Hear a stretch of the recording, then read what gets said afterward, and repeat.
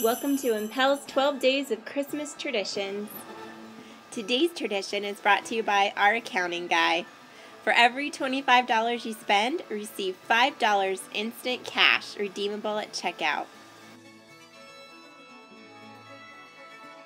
Hi, I'm Emily, and this is my daughter Summer. Hi.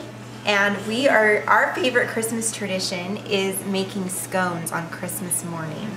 And so we are going to show you how to make scones. You get a large bowl, you add a ½ cup of warm water, 2 tablespoons of yeast, and let the yeast dissolve for a few minutes.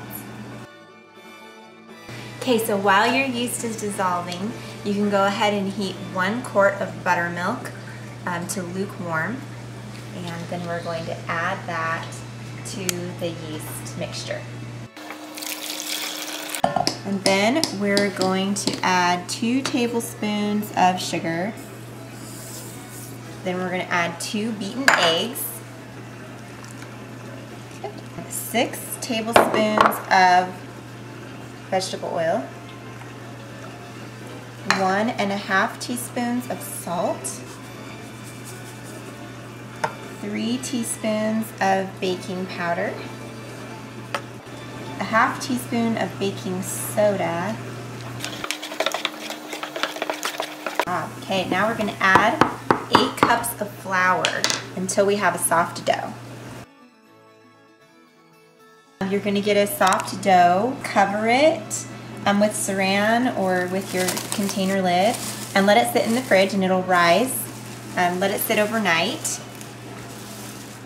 and then we'll be ready to make our scones in the morning. Okay, so here's our dough. It's risen in the refrigerator overnight, and now we are ready to break pieces off the dough and roll them out into our scones. And we're just going to put it onto our floured surface and just lightly roll it out so that it cooks evenly. Okay, now we're ready to cook our first scone.